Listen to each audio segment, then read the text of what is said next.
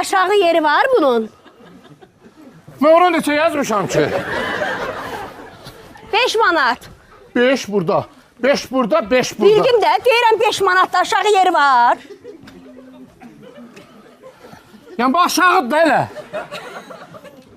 Yəni 5-dən aşağı neçəsən? Bildim, indi biz dədə-babadan öyrənmişik ki, nə sağlanda qiymət öldürək. Ölüb də bu. Ölüb də bu. Ölüb də bu. Allah söylüyor.